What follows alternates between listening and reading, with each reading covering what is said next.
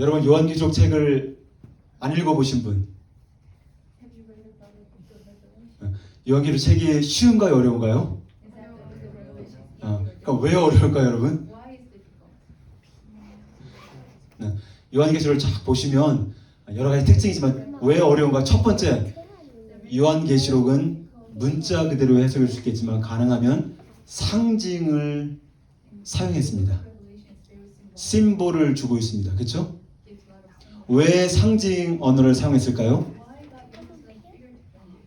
일제시대에 우리 민족은 문학과 시를 쓸 때에 다 상징 언어를 사용했습니다. 왜냐하면 그 글이 쓰여졌을 때 문서를 검열하기 때문에 문서를 검열했을 때 문제가 생기면 다 책을 다 없애버렸거든요.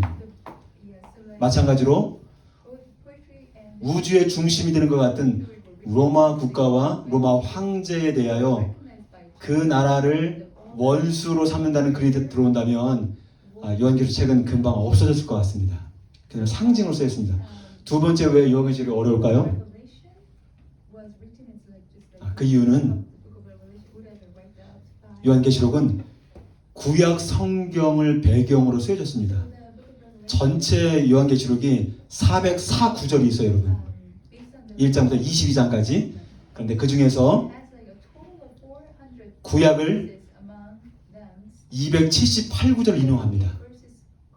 그래서 여러분들이 에스겔과 다니엘에 대한 배경을 잘 알지 못하면 요한계시록을 해석하기가 너무 어려워요, 여러분. 그리고 구약의 본문을 무려 500번 정도를 인용하고 있습니다. 그래서 대부분의 상징적인 언어가 에스겔과 다니엘을 통해서 묵시문학을 줬던 그 문장을 통해서 왔기 때문에 구약의 성경을 이해하는 것이 필요한 것입니다. 할렐루야. 그렇다면 여러분 이렇게 어려운 그 요한계시록 책을 왜 우리에게 주셨을까요? 왜 주셨을까요? 잘 들으세요. 지금 이 당시에는 어떤 시대냐면 초대교회 시대 때에는 온 세상을 뒤흔드는 거대한 로마 제국이 유대인들을 통치하고 있었습니다. 아울러 누구든지 로마의 황제를 신으로 하나님을 고백하고 섬기지 않으면 죽임을 당했습니다. 그리고 황제를 반드시 숭배해야 됐습니다. 예수님을 믿는 것 자체만으로도 우리가 사자에게 던져지는 위험을 당하기도 했습니다. 그리고 경제적으로 땅과 재산을 빼앗기고 굶주림으로 고통을 당하기도 했습니다.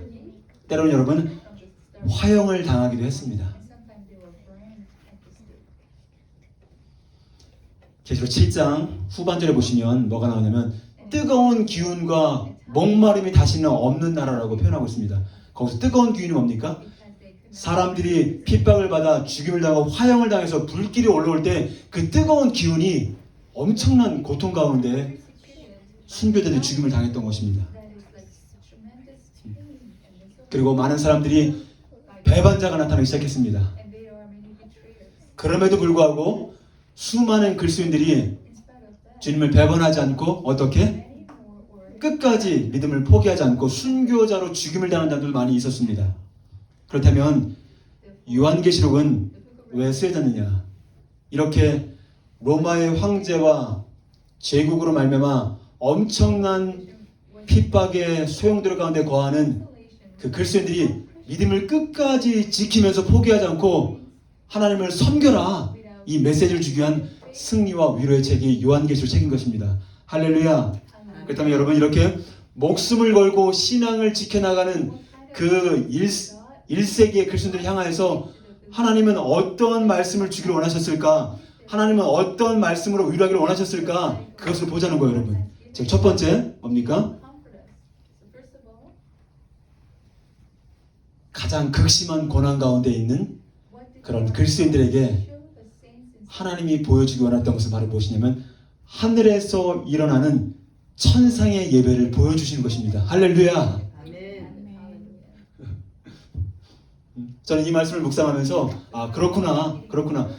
내가 항상 예배를 드릴 때는 우리가 인정하든 인정하지 않든 보이든 보이지 않든 어떻게? 천상에서 하나님을 경배하는 예배가 진행되고 있다는 거예요, 여러분. 할렐루야. 저 오늘도 찬양하면서 어떤 마음이 들었냐면 그렇다. 내가 눈으로 보이지 않지만 지금 2층이 있는 점인지 모르겠습니다. 여기는 없죠. 2층에서 수많은 무리들이, 셀 수 없는 무리들이 어떻게 흰 옷을 입고 종려나무를 가지고 있는 상태에서 하나님을 영광과 존귀와 능력과 힘이 있음을 선포하는 예배가 진행되고 있다. 이런 마음을 가지고 찬양했습니다. 할렐루야. 그러니까요, 막 힘이 나는 거예요. 오늘 우리 나머지 집사님들 함께 줌으로 참석하고 있지만 어떻게 보면 최근 들어서 가장 적은 머리가 이렇게 모인 것 같긴 해요. 그렇죠? 좀 신기하게도 우리 사역자분들 이렇게 모여있는 느낌이 드는데 오늘 화른이도 안 나왔네. 그렇죠? 눈길이 참 어려움이 있었을 것 같습니다. 여러분들이 예배를 드릴 때 기억하십시오. 내가 지금 이 시간 지상에서 하나님을 예배할 때 내 위에 천상에서 수많은 무리들이 흰 옷을 입고 하나님을 경배하고 있다. 할렐루야. 아멘. 이것을 항상 믿음의 눈으로 보셔야 돼요, 여러분. 응? 믿음의 눈으로 보셔야 됩니다. 아멘. 얼마나 그 힘이 나고 그렇다. 내가 혼자가 아니다. 응? 우리가 함께 동역자 가운데 또 천상에 있는 미리 가신 그 믿음의 선조들과 함께 예배하고 있다. 이런 꿈을 꾸는 것입니다. 할렐루야. 아멘. 같이 한번 4장 1절을 같이 읽어보겠습니다. 시작.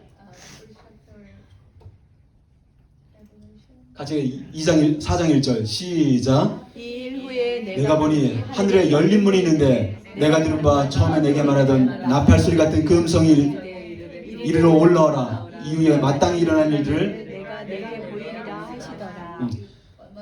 지금 하나님께서는 엄청난 핍박 가운데 죽음의 위기 가운데 있는 1세기의 그리스도인들에게 어떻게 합니까? 하늘에 있는 천국의 커튼을 열어 펼치면서 하늘에서 천상에서 예배가 어떻게 진행되는지 하나하나 자세하게 우리에게 보여주고 있는 것입니다. 누구를 통해서? 사도 요한을 통해서. 그렇다면 왜 사도 요한에게 이렇게 밤모섬에서 언제 죽을지 모르는 그러한 정말 연약한 그 사도 요한에게 이 천상 예배를 왜 보여주고 있을까요, 여러분?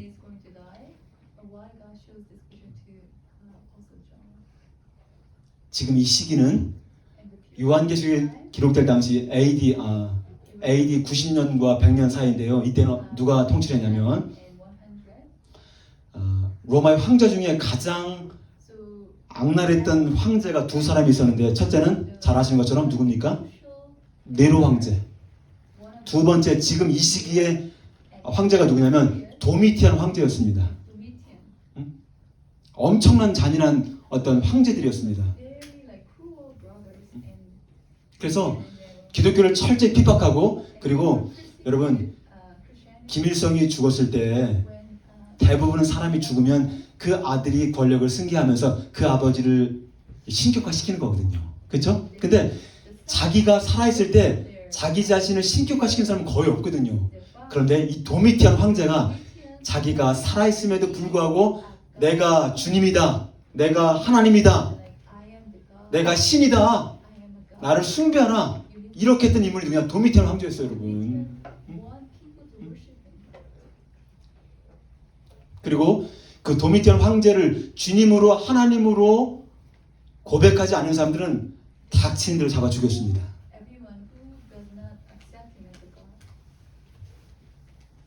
따라서 이 당시 1세기 크리스천들에게 상상을 초월하는 두려움과 무서움들이 그들의 마음을 아주 휘감고 있었습니다. 이곳을 가고 저곳을 가도 크리스천들이 갈 곳이 없습니다. 경제적으로 어려움을 겪었습니다. 또 핍박을 받았습니다.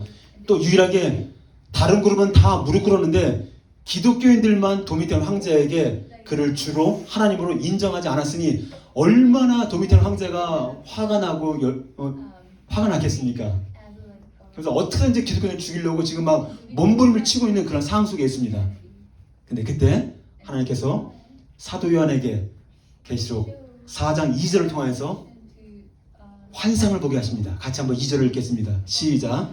내가 곧 성령에 감동되었더니 보라 하늘의 보좌를 베풀었고 그 보좌 위에 앉으실 이가 있는데 내가 곧 성령에 감동되었더니 사도 요한이 성령의 감동하심과 성령의 인도하심 가운데 지금 있는데요. 유진 피터슨의 메시지 바이블을 딱 보게 되면 어떻게 나와 있냐? 이 2절 말씀을 I was caught up at once in deep worship.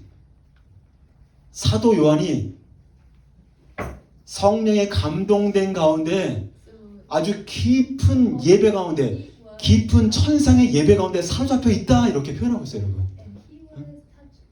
놀랍지 않습니까? 인생의 두려움과 폭풍우가 닥칠 때에 우리에게 필요한 것은 다른 것이 아니라 뭡니까?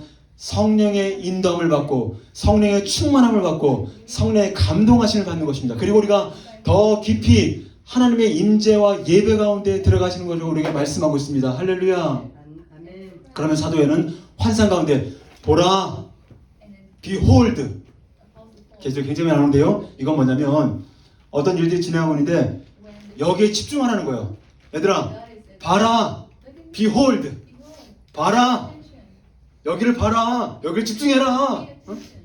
그러면서 여기에 집중하라고 선포하면서 그 다음에 어떻게 합니까? 내가 보니 하늘에 보좌를 베풀었고 그 보좌에 앉으신 이가 있는데, 여러분, 사도 요한이 하나님께서 환상을 펼쳐서 보여주실 때, 천국의 커튼을 열어서 보여주실 때 사도 요한이 가장 먼저 보았던 부분이 무엇입니까? 그것은 보좌였습니다. 할렐루야. 할렐루야, 보좌였습니다. 응? 여러분, 이 보좌가 무엇입니까? 응? 여러분, 요한계시록을 보실 때 1장부터 21장까지 성경을 꿰뚫어 나가는 그 부분이 있는데 그것이 바로 두 가지였습니다. 하나는 보좌, 두 번째는 어린 양. 보좌와 어린 양이 계속 관통해 나가고 있는 거예요, 여러분. 1장부터 21장까지 보좌와 어린 양이 계속 이끌어 나가고 있습니다. 물 흐르듯이. 그리고 신약 성경에는 보좌라는 단어가 45번 나오는데 이 계시록에 35번 나옵니다. 그만큼 강조가 되어 있다는 거죠, 여러분. 그러면 왜 그렇게 보좌라는 단어가 그렇게 많이 등장하고 있을까요? 여러분, 보좌는 하나님의 임재가 있으면서 하나님의 통치가 시작되는 것이 보좌입니다. 그래서 보좌는 권위를 상징했고 authority, 그 다음에 위엄을 상징했고, 그 다음에 보좌는 화려함을 상징하는 겁니다. 아주 보배로운 자리를 말하고 있습니다. 그러나 로마인들에게 정복당한 민족들에게 로마 황제의 보좌는 훨씬 더 큰 의미가 있다는 거예요, 여러분. 로마 황제의 보좌는 제일 첫 번째 뭐가 있습니까? 모든 것을 통치하는 통치권이 있어요, 여러분. 그 다음에 모든 권력을 다 포함해서 오직 로마 황제의 보좌에서 심판이 이루어집니다. 거기에 통치권이 있고 심판권이 있고, 그리고 로마의 황제의 보좌는 가장 영광을 받는 자리라고 이야기를 해주고 있습니다. 그러면 이렇게 강력한 로마 황제의 보좌에 억눌려 두려움 가운데 있어 사도 요한은 뭡니까? 하나님이 보좌를 보게 하시고 그 보좌 위에 앉아 계신 하나님을 보게 되는 환상을 보게 했던 것입니다.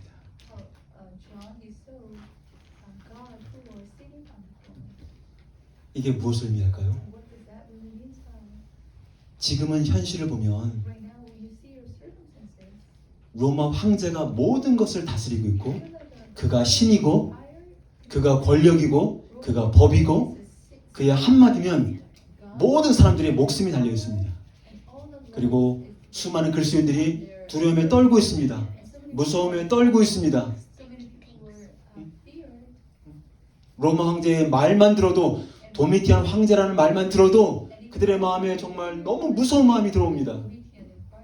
근데 주님은 사도 요한에게 하늘의 커튼을 열어서 그 보좌를 보여주시는데, 그 말은 무엇입니까? 얘들아, 요한아, 온 세상을 통치하는 통치자가 로마 황제 도미티안이 아니라 하늘 보좌에 있는 하나님이다. 할렐루야. 내가 너를 지배하고 정복한다. 내가 너를 통제한다. 어떤 보좌도 너희들을 통제할 수 없다. 오직 보좌와 보좌에 앉으신 하나님만이 우리 인생을 통제할 수 있다. 너희들 마음의 중심을 누가 주장하고 있는가? 너희들 마음의 보좌에 앉아있는 자도 도미티안 황제나 그런 자들이 아니라 내가 너희들의 마음의 중심이 되기를 원한다. 할렐루야. 여러분, 공항을 가시면 공항마다 큰 탑이 있습니다. 그게 없으면 어떤 공항도 공항의 역할을 할 수가 없습니다. 그래서 이 탑이 있을 때에 결국은 공항의 역할을 감당할 수 있는데 이것을 우리가 관제탑이라고 하기도 하고 컨트롤 타워라고 합니다. 그래서 잘 보세요. 비행기가 하루에도 수십 대 수백 대가 뜨고 집니다. 그렇죠? 근데 그 비행기가 뜨고 지고 오고 가고 그 다음에 비상사태가 일어나고 또 물건을 공급하고 이 공항에서 이루어지는 모든 것들이 어디냐? 이 관제탑에서 다 컨트롤하고 있다는 거예요. 비행기를 몰고 가는 그 사람이 비행기를 뜨게 하고 말게 하고 그런 것 같지만 결국 관제탑에서 떠라, 뜨지 마라, 지금 와라, 이쪽으로 가라, 전부 다 방향들 다 제시하고 있다는 거죠, 여러분.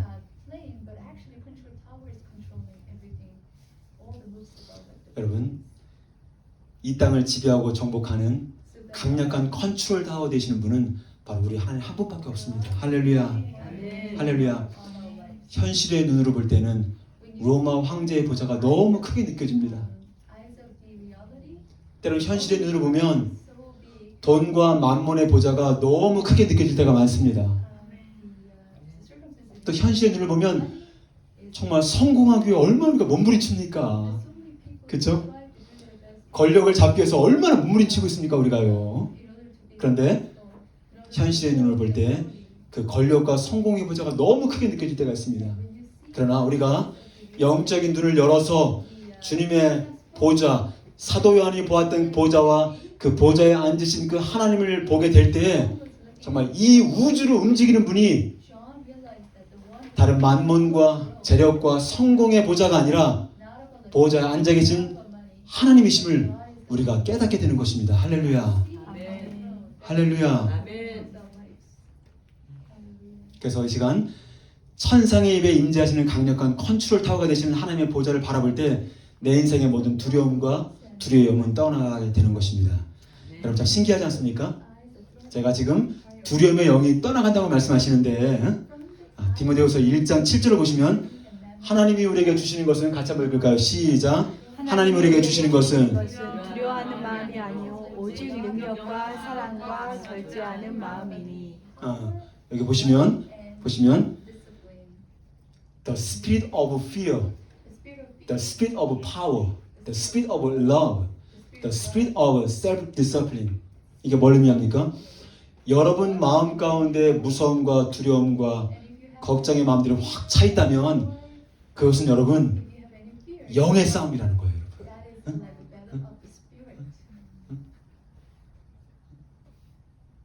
영이 우리를 컨트롤하려고 한다는 거예요, 여러분. 세상의 두려움에 영이 컨트롤하느냐, 아니면 하나님의 거룩한 영이 나를 지배하느냐. 주님은 뭐라고 합니까? 하나님 우리에게 주시는 마음은 It is not the spirit of fear. 두려움의 영이 아니다. 동시에 주님 말씀하시기를 뭐라고 하십니까? 요한 1서 4장 18절 같이 한번 읽겠습니다. 시작. 사랑 안에 두려움이 없고 온전한 사랑이 두려움을 내쫓나니.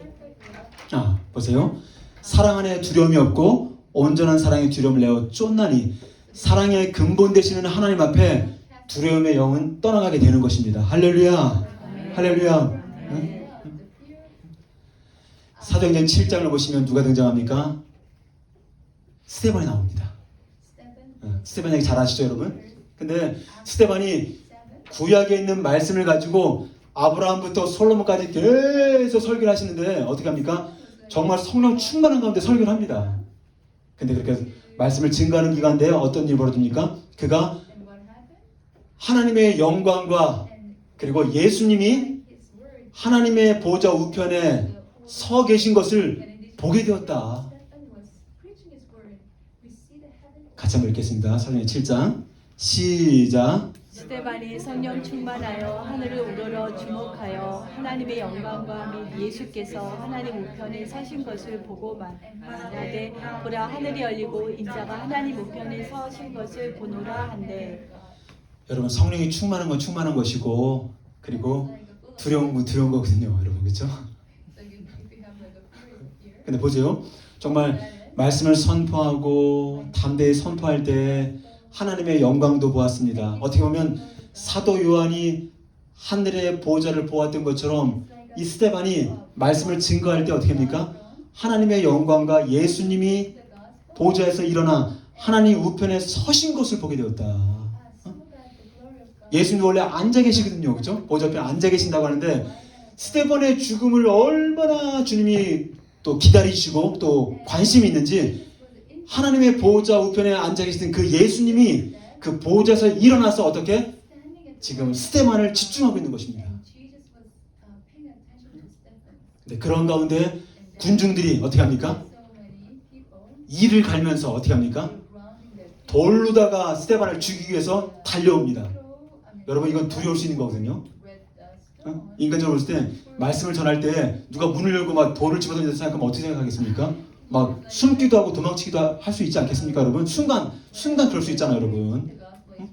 저기서 막 돌을 저에게만 던지지 않고 여러분들에게만 던진다 생각해봐. 그럼 막 엎드리거나 뭐 저도 들어가거나 그러지 않겠어요, 여러분? 그런데 진실로 사도 요한처럼 하늘 문이 열리고 그 보좌와 하나님에 대한 그 보좌 위에 앉으신 그 하나님의 환상을 본 자들은 There's no fear. 두려움이 없는 것. 거짓 두려움은 떠나가는 것입니다. 저는 이걸 보게 되면서 그렇구나. 눈에 보이는 현실에 보이는 그런 무서움과 두려움들은 진짜 두려움이 아닌 거구나. 이것은 거짓 두려움인 거구나. 이것은 짝퉁의 두려움인 거구나. 이런 생각이 들었어요, 여러분. 그래서 마태복음 10장 28절 동화에서 예수님을 믿는 그리스도인들이 누구를 두려워야 될 것이냐, 진짜 두려워할 자가 누구인지를 우리에게 말씀하시는데 같이 한번 읽겠습니다. 시작.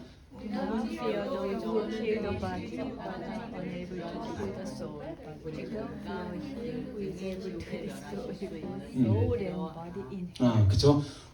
여러분 몸은 죽여도 영혼을 능히 죽이지 못하는 사람들을 두려워하지 말고 오직 몸과 영혼을 능히 지옥에 멸하시는 보이지 않는 하나님을 두려워하라. 여러분 왜 우리가 두려워합니까? 진짜 두려워하고 경외할 하나님을 두려워하지 않을 때 다른 두려움이 오게 되는 거예요. 베드로가 물속에 딱 뛰어들었을 때 어떻습니까? 진짜 두려워하고 진짜 경외해야 될 예수님을 바라봤을 때는 물에 빠지지 않았어요, 여러분. 근데 가짜 현실에 보이는 파도와 바람의 것을 보자마자 the fear came, 두려움이 달려왔다고 얘기합니다. 베드로는 두려움을 초청하지 않았습니다. 그런데 진짜 두려워하고 경외할 그 예수님을 바라보지 않고 물결을 봤을 때, 파도를 볼 때 바로 두려움이 달려왔던 것입니다. 오늘 우리에게 하나님 주신 메시지가 있는데요. 같이 한번 읽어봅시다. 시작. 예배는 하늘 보좌에서 온 세상을 통치하시는 하나님만 바라보는 것이다. 여러분 그렇게 생각하십니까? 보이진 않지만 우리가 지금 예배 드릴 때 여러분들이 일하는 현장 속에 여러분들이 뭔가를 결정하는 그 순간 속에 정말 온 세상을 통치하시는 그 하나님이 하늘 보좌에서 이 세상을 통치하고 있음을 늘 바라보는 것이 예배인 것입니다. 할렐루야. 저는요 가끔씩 점심을 준비할 때가 많지는 않지만 준비할 때가 있습니다. 근데 아직 준비가 되지 않았는데 아이들이 나와서 오늘 밥이 뭐예요? 이렇게 묻거든요. 오늘 밥이 뭐예요? 라고 묻는 것은 밥이 되어 있느냐 안 되느냐 그걸 묻는 것이 아니라 오늘 메인 메뉴가 뭡니까? 이걸 물어보는 거거든요. 과거 옛날에 우리 조상들은 끼는 때를 두려워했다고 했죠. 저도 그 말을 듣자마자 준비가 되지 않을 때 무섭더라고. 당장 해놓은 건 없고 또 해될 아이도 없고 그랬을 때 얘들을 먹이긴 해야 되는데 뭘 해야 되는가 겁이 나.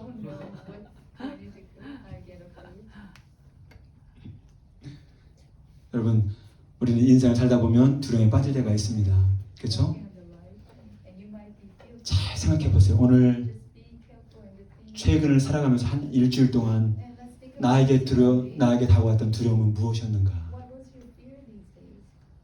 어떤 것이 나에게 크게 두려움을 다가오는 것인가? 때로는 질병의 문제가 너무 큰 로마 황제처럼 다가올 때가 있어요, 여러분. 또 때로는 학업의 문제가, 또 진로에 대한 문제가 너무 큰 나에게 두려움으로 다가올 때가 있습니다. 또 때로는 결정해야 될 수많은 문제에 우리가 있으면서 정말 두려움에 빠질 때도 있음을 우리가 보게 됩니다. 그러나 그 순간에도 하늘 보좌에서 정말 다스리시고 통치하시는 강력한 컨트롤 타워 되시는 그 하나님이 나의 아버지 되심을 바라볼 때 눈에 보이는 거짓 두려움은 떠나가는 것입니다. 할렐루야. 그런 은혜가 있기를 주의 이름으로 축복합니다. 우리 두 번째 보시면 하나님께서 왜 사도 요한을 통하여서 왜 천상의 예배를 왜 보여주고 있을까요? 보시면 여러분 천상의 예배하는 자들이 어떤 자였습니까? 보여주세요. 능히 셀 수 없는 수많은 사람들이라고 얘기하고 있죠. 그렇죠? 근데 여기 보면은 great multitude, great crowd.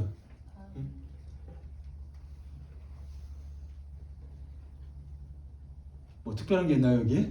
자세히 보는 거야? 아주 great crowd 되어 있는데요. 여러분 보십시오. 창세기 22장에 보시면 하나님께서 아브라함에게 어떤 약속을 합니까? 내가 네 자손을 하늘의 별과 바다의 모래처럼 많게 하겠다. 이 창세기에서 약속했던 그 언약의 말씀이 지금 계시록 7장에서 천상의 예배를 통해서 완성시키는 거예요, 여러분. 할렐루야. 할렐루야. 아브라함은 비록 이렇게 수많은 자손들이 퍼져나간 것을 보지는 못했지만 그는 믿음의 눈으로 봤어요, 여러분. 그리고 하나님께서는 그 약속을 통하여서 수없이 많은 그 아브라함의 후손들이 얼마나 위기가 많았습니까? 우리 쉘드에 설교할 때 얼마나 많은 다윗의 가문들이 위협을 당했습니까? 죽임을 당하기도 하고 여러 가지 엄청난 일들이 있었잖아요, 여러분. 하만을 통해서 완전히 유대인들을 완전히 죽임을 당하는 그런 일도 있었잖아요, 여러분. 그냥 막으시잖아. 에스를 준비하시잖아요, 여러분.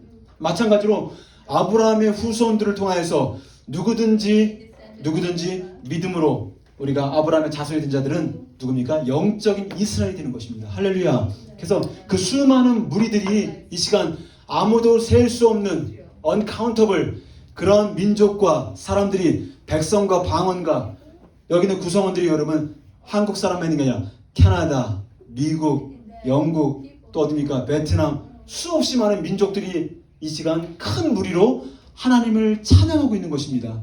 할렐루야. 근데 이 흰옷을 입은 자들이 누굽니까? 계시록 7장 14절을 같이 보겠습니다.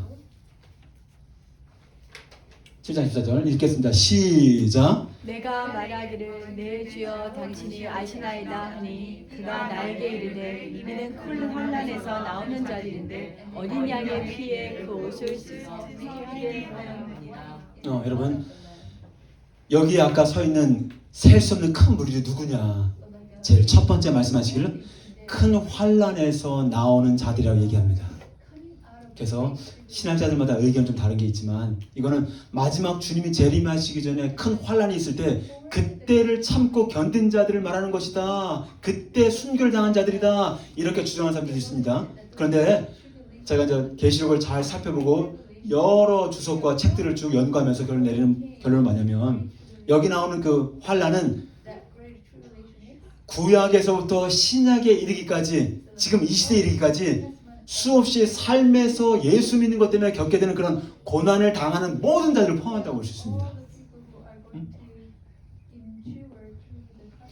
예배 시간에 한 목사님께서 이렇게 질문했다고 합니다. 여러분 한 주간 잘 지내셨나요? 대답을 한번 해보세요. 잘 지내셨나요? 네. 대부분 분들 잘 지냈다고 대답을 하십니다. 그런데 너무 잘 지나고 너무 만사형통해서 내가 하나님을 전혀 찾지 않은 그런 한 주와 그리고 내가 좀 부족하고 결핍하고 좀 연약하고 넘어져서 정말 하나님 없이는 살 수 없습니다 해서 그렇게 하나님을 구한 사람이 있다면 첫 번째와 두 번째 누가 더 복된 사람입니까? 두 번째. 여러분 그렇게 생각하세요? 네. 너무 만사형 통해서 하나님을 찾지 않는 그런 한 주보다 연약하고 부족하고 결핍해서 정말 하나님이 아니면 안 되겠습니다. 어? 넘어지고 자빠져도 또 일어나고 또 하나님을 구하고 그런 인생이 훨씬 더 복된 인생임을 우리가 볼 수가 있습니다. 할렐루야. 여러분 진짜 예수를 믿는 그리스도인들은 삶을 살아가면서 반드시 고난의 문을 통과하게 되어 있습니다. 그래서 요한복음 16장 통해서 어떻게 합니까? 너희가 세상에서 환난을 당하나 담대하라. 내가 세상을 이겼다. 예수를 믿는 그리스도인들이지만 삶의 현장에서 예수님 믿는 것 때문에 아무런 고난도 없고 아무런 아픔도 없고 아무런 낙심도 없고 아무런 어려움도 없다면 정말 진짜 그리스도인인가 우리를 점검해 보여야 될 것입니다. 할렐루야. 그래서 주님은 사도행전 14장 20절을 통해서 우리가 하나님 나라에 들어가려면 많은 고난과 환난을 겪어야 할 것이다 말씀하고 있고요. 디모데후서 3장 12절 같이 한번 읽읍시다. 시작. 무릇 그리스도 예수 안에서 경건하게 살고자 하는 자는 박해를 받으리라. 여러분들이 예수님을 위해서 경건하게 살고자 몸부림 쳐보세요. 그러니까 여러분들 친구들이 싫어해. 왜 그렇게까지 살아야 돼? 그렇게까지 해야 돼? 경건하게 살고자 하면 핍박을 받을 수밖에 없어요, 여러분. 그게 성경에서 말하는 진리인 것입니다. 예수를 믿으면 모든 것이 만상되고 아무 문제가 없고 그러면 하나님 우리가 찾겠어요, 여러분? 이 세상은 잠시 동안 어떻게? 악한 마귀의 권세 가운데 놓여있기 때문에 하나님의 나라에 속한 하나님의 자녀들과 악에 속한 악의 무리들과의 충돌이 있을 수밖에 없는 거예요, 여러분. 그래서 로마서 8장 18절에는 같이 한번 읽읍시다. 시작. 생각건대 현재의 고난은 장차 우리에게 나타날 영광과 좋게 비교할 수 없도다. 이건 뭡니까? 현재의 고난이 있을 수 있다는 거지. 하나님의 은혜가 있기를 축복합니다. 현재의 고난을 우리가 받게 된다는 거예요, 여러분. 그러면 하나님께서는 왜 이러한 환난과 핍박과 고난을 우리가 통과하게 하실까? 왜 통과하게 하실까? 여러분이 청소년들과 청년들에게 한번 물어볼게요. 여러분, 남을 배려할 줄 알고 정말 남을 섬길 줄 아는 그런 성숙한 사람과 결혼하기 원하시나요? 아니면 자기밖에 모르고 맨날 only me 나만 봐달라고 하고 철저히 자기중심적인 그런 미성숙한 그런 사람들이랑 결혼하기 원하시나요? 대답해 보세요. 1번입니까? 2번입니까?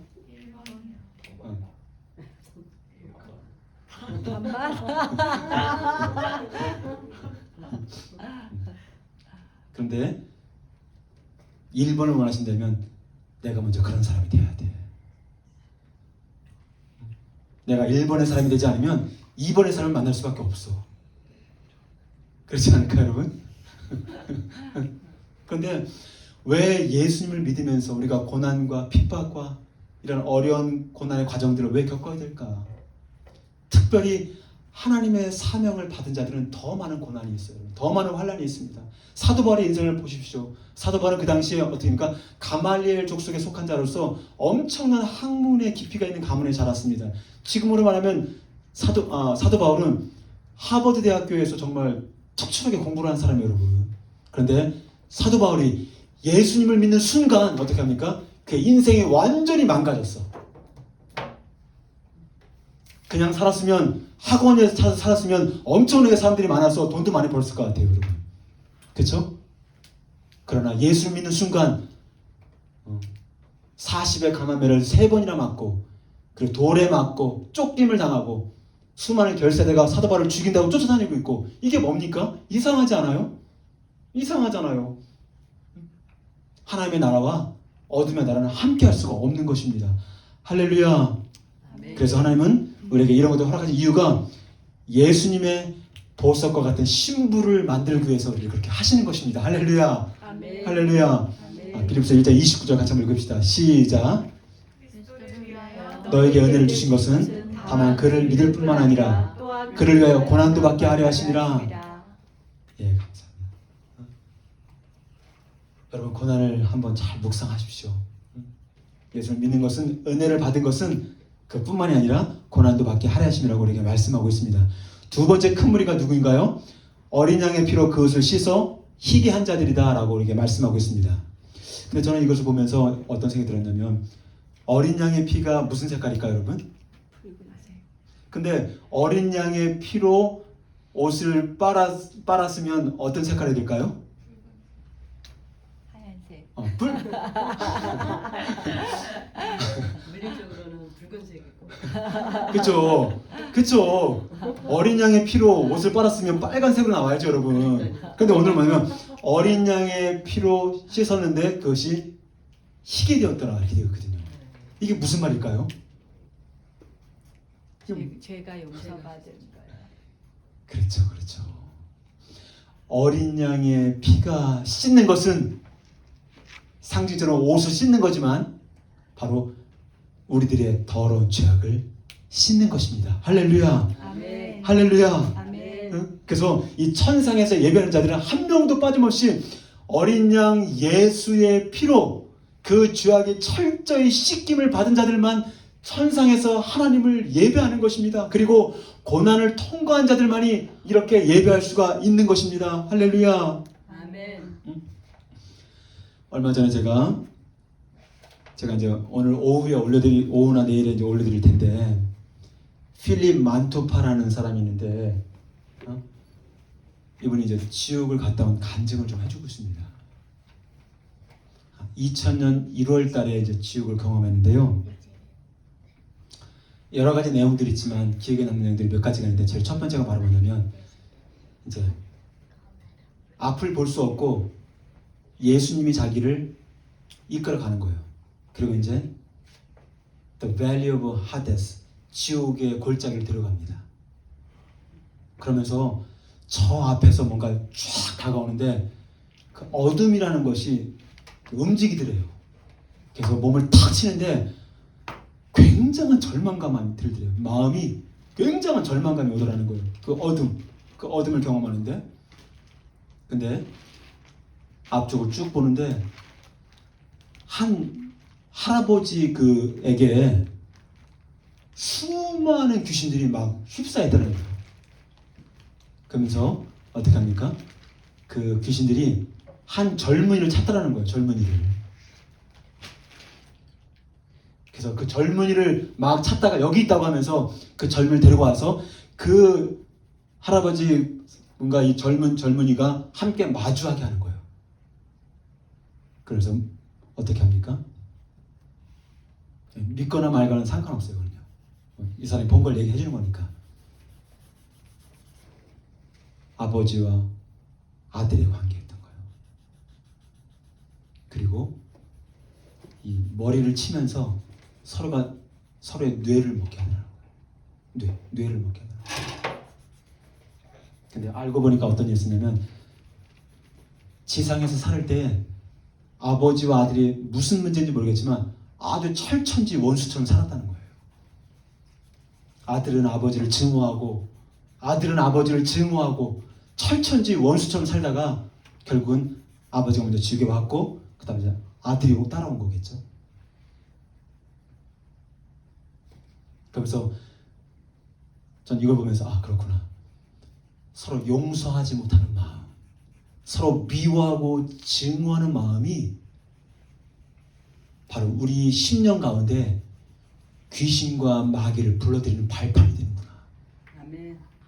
에베소 4장 26절 27절 같이 읽어봅시다. 시작. 분을 내어도 죄를 짓지 말며 해가 지도록 분을 품지 말고 마귀에게 틈을 주지 말라. 여러분 인생 가운데 어떤 누군가를 향한 분노의 마음을 가득 채우고 분노의 불을 지피고 살아가는 사람들은 바로 무엇이냐? 날마다 나의 심령 가운데 귀신을 불러들이는 발판을 만들고 있다는 거예요. 마귀를 틈타지 못하게 하라. 그래서 예수님을 진짜 믿는 사람들은 이 용서의 강을 반드시 넘어가야 돼요, 여러분. 이 용서의 강을 넘어가지 않으면 진짜 글순이를 할 수 없는 거예요, 진짜 여러분. 하나님이 그렇게 하기 싫어하는 것을 불순종하는 사람이 글순입니까? 아니거든요. 어쨌든 내 마음 가운데 누군가를 향하여 용서하지 못하고 누군가를 향한 분을 향하고 품고 있다면 정말 그것은 하나님이 정말 기뻐하지 않는 것입니다. 그것을 풀어놔 다니게 해야 돼. 풀어놔야 돼. 그 마음의 분을 풀어놔야 됩니다. 할렐루야. 그럴 때 마귀가 틈을 틈타지 못하게 되는 것입니다. 또 한 가지 기억이 나는 것은요. 어떤 여인이 이중생활을 해야 돼. 이중생활. 결혼을 했겠죠. 이중생활을 했다고 합니다. 그런데 그 마귀 귀신이 나와서 너 거짓말 해봐.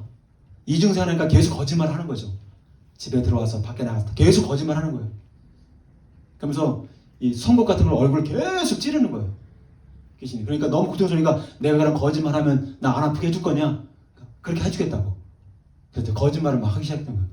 그때 더 큰 아픔으로 막 찔러대면서 결국은 혀를 다 잘라버리더래요. 근데 그래서 잘라버려 죽으면 너무 얼마나 좋겠어, 그렇죠? 근데 그 잘라던 혀가 다시 한번 똑 붙더라는 거예요, 다시. 그러니까 지옥은요, 지옥에서 영원토록 살도록 합당한 그러한 어떤 몸을 받아서 가게 되는 거예요, 여러분. 그러니까 몸이 잘리고 귀가 잘리고 한다 할지라도 그게 또 붓고 또 고통스럽고, 그리고 그 불바다가 있다고 하는데 이제 마귀가 마지막 주님이 재림하실 때 마지막 이제 가두는 곳이 이제 불못이라고 하죠. 불못 이제 계시록에 나와 있잖아요. 근데 그 불못은 뭐냐면 그 불못에 들어갈 때 어떤 일이 벌어지냐면 이 전체 그 몸들이 있잖아요. 몸들이 살까지 다 녹아 들어간다는 거예요. 그러나 그 녹아졌던 고통을 다 느끼게 되면서 또 살이 만들어져요. 또 살이 생기는 거예요. 그러니까 영원토록 그냥 소금 불에다가 소금을 치잖아요, 여러분. 소금을 쳤을 때 계속 튀잖아요, 이렇게. 사람이 불소금에 튀듯이 계속 고통을 당하기만 하는 거예요, 이렇게. 그게 영원토록 끊임없이. 그게 지옥이라는 거예요, 여러분.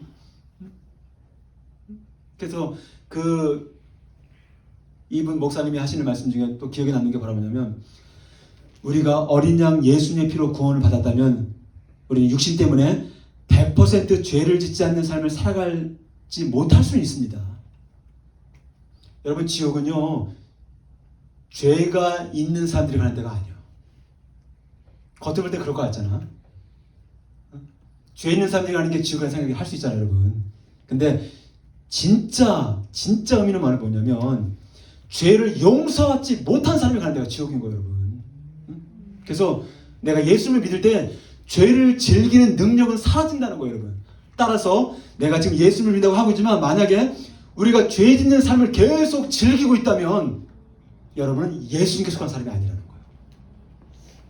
여러분, 선포합니다. 내가 예수 믿는다고 하지만 계속 죄를 즐기는 인생을 계속 살아가고 있다면 그것은 예수에 속한 자가 아니라는 거예요. 여러분, 잘 기억하십시오. 전 이 시간 우리가 어린 양 예수의 피로 여러분들의 죄가 과거부터 현재 미래까지 다 용서를 받으셨나요? 여러분들의 죄가 과거 현재 미래 모든 죄가 누가 어린 양 대신에 예수의 피로 씻김을 받으셨나요? 아멘.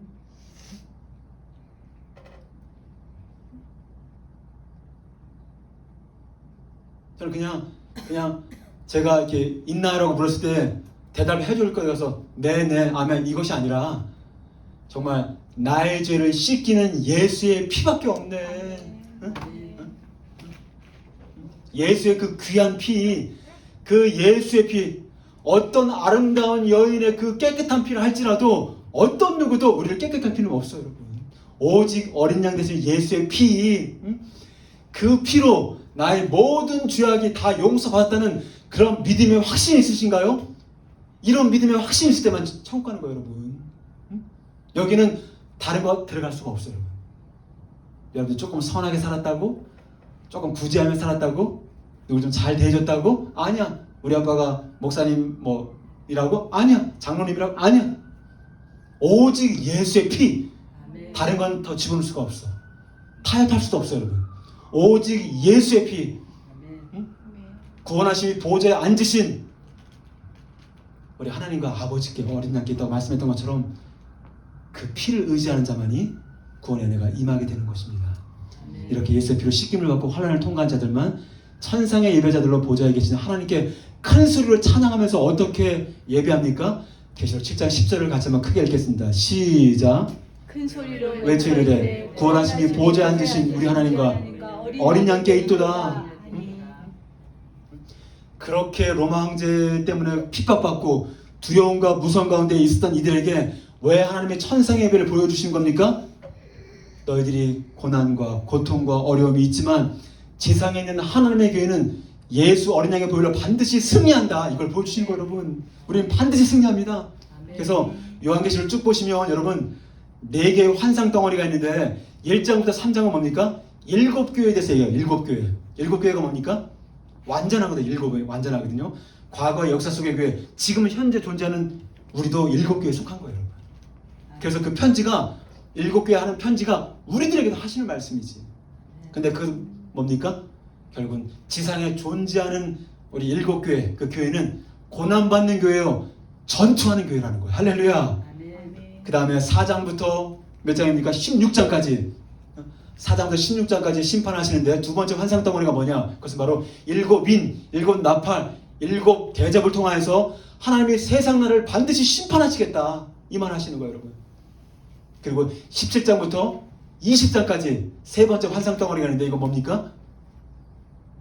너희들을 우상 숭배케 하는 음녀 바벨론 강력한 나라를 하나님이 심판하겠다.